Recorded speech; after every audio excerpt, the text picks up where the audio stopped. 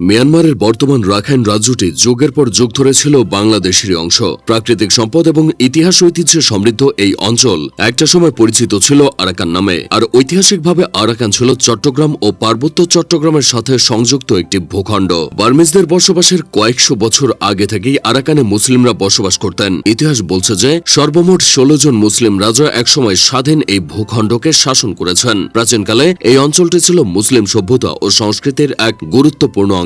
তবে শুধুমাত্র একটি ভুলের কারণে আরাকান আজ বাংলাদেশের হাতছাড়া। তবে কি সেই ভুল তা জানতে হলে আরাকান রাজ্যের ঐতিহাসিক পটভূমি আগে জেনে নেওয়া জরুরি। 22,000 বর্গমাইল আয়তনের আরাকান রাজ্যটি আদিকাল হতেই ছিল প্রাচুর্যে ভরপুর এক বিস্ময়ভূমি। এখানকার মাটির নিচে রয়েছে তেল, পেট্রোল, কয়লা, ইউরেনিয়াম, সোনা, রূপা সহ আরও কত কি। আরাকানের এই সম্পদের ভাণ্ডারে রাজ্যটির জন্য কাল হয়ে ওঠে। সম্পদ আহরণের আশায় কখনো বার্মিজ, কখনো ইউরোপীয়, কখনো বা আবার প্রতিবেশী রাজাদের লোলুপ দৃষ্টি আরাকানের ওপর পড়েছে। 1406 সালে আরাকানের ম্রাউক ও রাজবংশের প্রতিষ্ঠাতা নরমেকলাকে ক্ষমতাচ্যুত করে আরাকানের সিংহাসন দখল করেন বর্মী রাজা। এরপর নরমেকলা পালিয়ে বাংলার তৎকালীন রাজধানী গৌড়ে চলে আসেন এবং শাসক জালালউদ্দিন শাহের সহায়তায় 30,000 সৈন্যের এক বিশাল বহর নিয়ে বর্মী রাজাকে বিতাড়িত করে পুনরায় আরাকান রাজ্যের ক্ষমতা দখল করেন। সে সময় জালালউদ্দিন শাহের প্রতি কৃতজ্ঞতা স্বরূপ ইসলাম ধর্ম গ্রহণ করে নরমেকলা নিজের নতুন নাম রাখেন মোহাম্মদ সোলাইমান শাহ।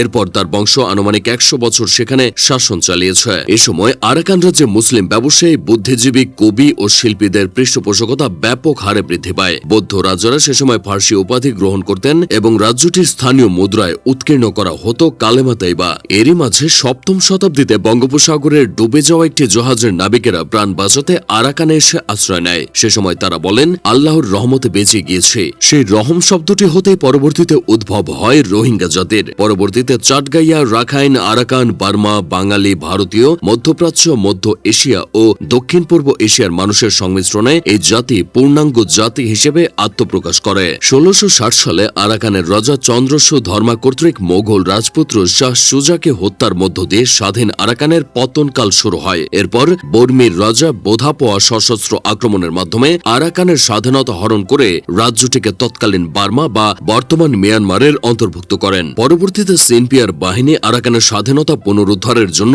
দীর্ঘ প্রচেষ্টা চালালেও তা আর সফল হয়নি। উল্টো 1824 সালে বর্মীর রাজা বোধাপোয়ার হাত থেকে আরাকান রাজ্যকে ছিনিয়ে নেয় ব্রিটিশরা। এরপর প্রায় 100 বছর আরাকানিরা বেশ শান্তিতেই বসবাস করেছিল। তবে 1942 সালে দ্বিতীয় বিশ্বযুদ্ধের সময় আরাকান জাপানিদের দখলে চলে যায়। সে সময় বার্মায় জাপানি সৈন্যদের দ্বারা প্রায় 2,50,000 মানুষ প্রাণ হারিয়েছিলেন, যাদের মধ্যে অনেকেই ছিলেন আরাকানি ও মুসলিম। তবে 1945 সালে দ্বিতীয় বিশ্বযুদ্ধ সমাপ্ত হওয়ার পর জাপানিরা আরাকানকে আবারও ব্রিটিশদের হাতে হস্তান্তর করে। এরপর গোটা ভারতীয় উপমহাদেশ জুড়ে যখন দেশভাগের ডঙ্কা বাজছিল, তখন তৎকালীন পূর্ব পাকিস্তানের সাথে একীভূত হওয়ার দাবি জানিয়েছিল আরাকানের বাসিন্দারা। এমনকি নিজেদের অবস্থান স্পষ্ট করতে আরাকান মুসলিম লীগ পর্যন্ত গঠন করে ফেলেছিল তারা। তবে পাকিস্তান রাষ্ট্রের জনক মোহাম্মদ আলী জিন্নাহ আরাকানকে পূর্ব পাকিস্তানের সাথে যুক্ত করতে তেমন একটা আগ্রহ দেখাননি। আবার অনেকে এটাও বলেন যে আরাকান পূর্ববঙ্গের অংশ হলে পুরো বঙ্গোপসাগর জুড়ে বাংলার একচ্ছত্র